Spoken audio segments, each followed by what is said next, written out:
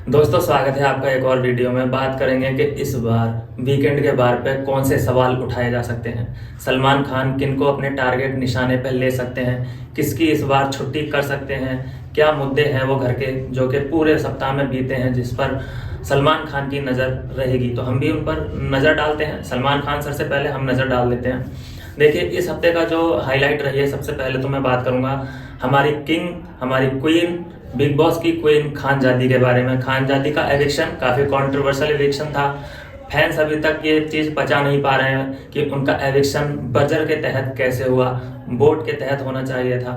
खैर, उस बारे में बात नहीं करेंगे क्योंकि मैं नहीं चाहता कि फैंस का दिल दुखाऊं फिर से उन्हें याद करके। और मेरी तो दुआ है भगवान से कि जहां भी खानजादी रहें, जिस चीज़ में भी हाथ डालें, कोई से भी फील्ड में वो जाएं, तरक्की दे भगवान उनको, मेरी यही कामना है। तो खैर, उनका एविक्शन बहुत बड़ी हाईलाइट थी इस सप्ताह के लिए। और जो दूसरा पॉइंट है जिस पर बात कर सकते हैं सलमान खान, वो है आयशा की जो एंट्री हुई है। हम सब जानते हैं कि आयशा एक ऐसी लड़की जिसने ये बोला कि साहब, एक अंदर लड़का है, उसने मेरे साथ चीट किया है, मुझे कॉल नहीं करता है, वो मुझे टाइम नहीं देता है। उसकी एक गर्लफ्रेंड पहले से थी, फिर भी मेरे को पटाया उसने, मुझ पर डोरे डाले। तो ये चीज़ें बता के वो लड़की धोखे से अंदर आ जाती है।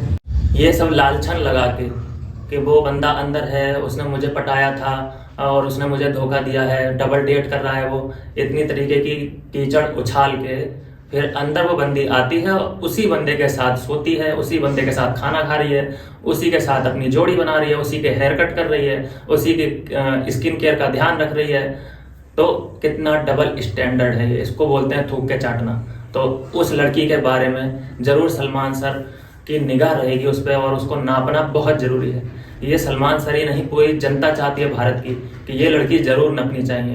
तो ये है दूसरा पॉइंट जो कि वीकेंड के बार पे जरूर उठ सकता है। हमारे हिसाब से तो उठना चाहिए, बाकी मेकर्स क्या सोच रहे हैं इस बारे में वो जाने। और चलिए तीसरे पॉइंट की बात कर लेते हैं। तीसरा पॉइंट उठेगा जी आयशा का जो डबल स्टैंडर्ड चल रहा है। जिस तरीके से उसने बाहर बताया कि मुझे धोखा दिया गया है, एक है बंदा अंदर जो कि मेरा बॉयफ्रेंड रह चुका है 2 महीने का, उसकी एक पहले से गर्लफ्रेंड थी, लेकिन फिर भी मुझे उसने पटाया।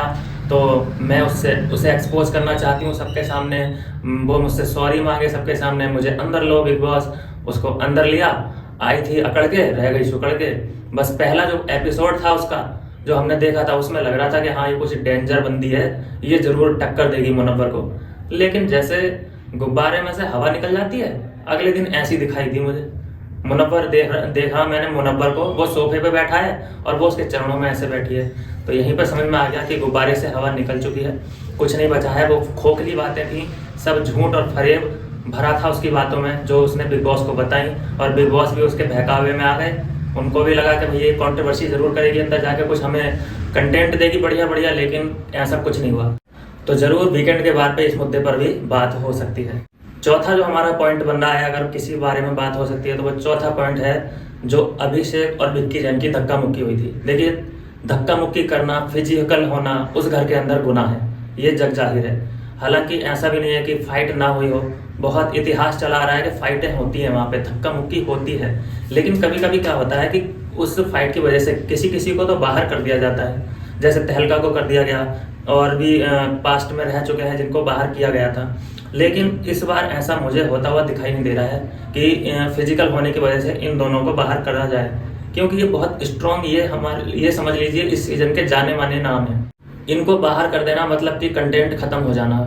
अभिषेक के बिना ये बिग बॉस अधूरा है, विक्की जैन के बिना ये बिग बॉस अधूरा है। जहां हमें अभिषेक से एंगर साइड देखने को मिलता है उसका, और एक लव वाला बंदा भी है वो, मतलब अगर अच्छे मूड में होता है तो उसका जो लवी डवी वाला हिसाब है, एक शायर भी है उसके अंदर, वो जब हमें देखने को मिलता है तो काफ़ी अच्छा लगता है। और जहाँ पर विक्की जैन की हमें जो स्ट्रेटजी है, प्लानिंग है, उसे देखने में बड़ा मजा आता है। मास्टरमाइंड की तरह जिस तरह वो बात करते हैं, इतनी सफाई से बात करते हैं, सुलझे हुए आदमी मुझे वो लगे। तो फिर उनका भी गेम में रहना बहुत जरूरी है। तो जहाँ पर इसी झगड़े को लेकर कुछ प्रतिक्रिया भी उठाई गई, बाहर से शोर होने लगा कि भाई जब मेरे को कर दिया गया, तहलका जी की तरफ से ये आया था कि भाई मुझे जब कर दिया गया कि सिर्फ मैंने कॉलर एक पकड़ा था अभिषेक का, मुझे उसके चलते बाहर कर दिया गया, तो इन लोगों ने तो धक्का मुक्की की है, इनको क्यों नहीं बाहर किया जाएगा। तो वो हैशटैग चलाने की कोशिश कर रहे हैं कि मेरे लिए हैशटैग चलाओ, मुझे सपोर्ट करो कि ये मुझे फिर से अंदर लें। अरे तहलका जी, मैं देखो हाथ जोड़ रहा हूँ, कहाँ तक जोड़ूँ? यहाँ तक जोड़ रहा हूँ साहब, रहने दीजिए। अब शो खत्म होने वाला है, बाहर से देखिए आप, कोई बात नहीं है। पांचवा जो हमारा पॉइंट है जिसके बारे में बात हो सकती है, सलमान सर कर सकते हैं, वो है जी अंकिता का बार बार बाहर की दुनिया के बारे में जानने की जो जिज्ञासा है, उसके बारे में बात हो सकती है। क्योंकि अभी आयशा की जब एंट्री हुई वाइल्ड कार्ड के रूप में, उनसे भी उन्होंने वही चीज़ जानने की कोशिश की कि मैं कैसी दिख रही हूँ। तो ये बहुत बड़ा कंसर्न है उनके लिए, माइनस पॉइंट पूरे वीकेंड में बना रहा, जहां पर मनारा ने भी यही सवाल उनसे पूछने की कोशिश की कि यार तुम्हारा क्या है, तुम्हें अपने आप पे कॉन्फिडेंस नहीं है क्या कि मैं कैसी दिख रही हूँ, तुम पागल हो क्या?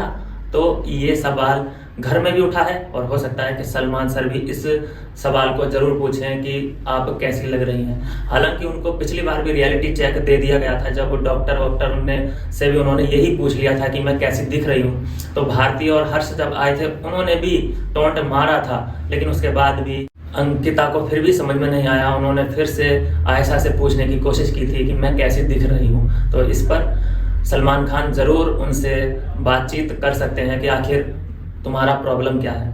छठा पॉइंट जो है हमारा वो रहेगा अनुराग के लिए। अनुराग पर सवाल उठने शुरू हो चुके हैं। अनुराग ने जिस तरह से अपने फ्रेंडों को खाया है, एक तरीके से समझने की कोशिश करते हैं। देखिए, जब शुरुआत में जब ये आए थे, इनके बेस्ट बडी कौन थे?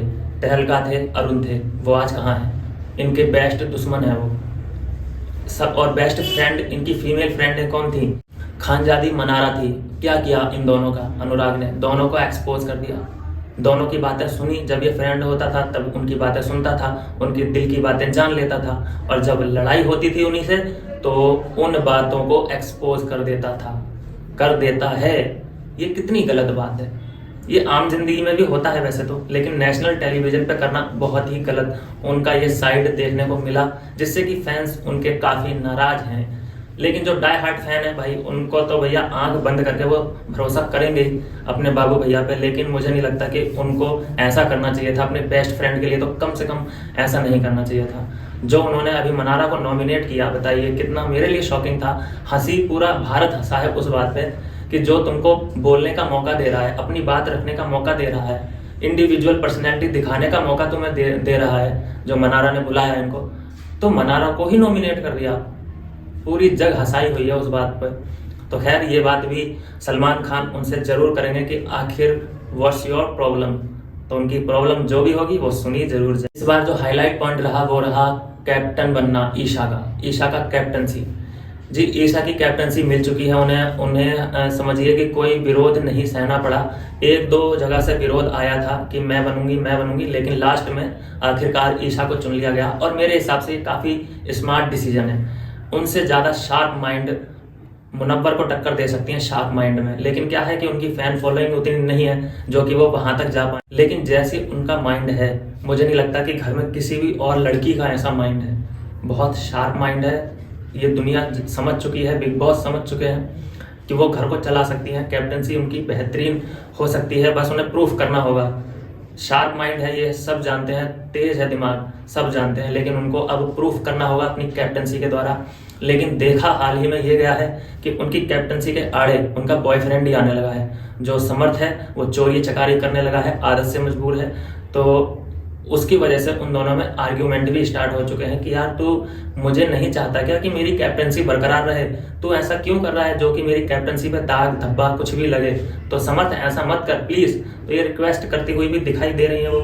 लेकिन समर्थ तो समर्थ है, उनके समझ में अगर आने वाली चीज होगी तो आ जाएगी, नहीं आने वाली होगी तो भाड़ में जाए। उनका सीन ऐसा रहता है। तो ये हमें आगे आने वाले एपिसोड में जरूर पता चल जाएगा कि उनकी कैप्टनसी किस दिशा में जा रही है। फिलहाल तो प्रोमो में यही दिखाई दे रहा है कि उनकी कैप्टनसी के आड़े जो आ रहे हैं उनका बॉयफ्रेंड समर्थ आ रहा है। समर्थ मुझे लगता है किस बात से दुखी है, वो इस बात से दुखी है कि ये जब से कैप्टन बनी है तब से ये अपना सॉफ्टनेस दिखा रही है अभिषेक को। अभिषेक की तरफ थोड़ा सा बॉन्ड बढ़ रहा है, जिस वजह से समर्थ को थोड़ी टेंशन होने लगी है। यही कारण है कि वो उल्टी सीधी चीजें हरकतें करना शुरू कर दिया है। तो जी, ये थे हमारे 7 मेजर पॉइंट जो कि इस हफ्ते उठ सकते हैं। सलमान सर के द्वारा उठाए जा सकते हैं ये 7 पॉइंट जो मैंने आपके सामने रख दिए। आपका इस पर क्या है कहना, आप मुझे कमेंट बॉक्स में जरूर बताएं। मैं मिलता हूं आपसे नेक्स्ट वीडियो में।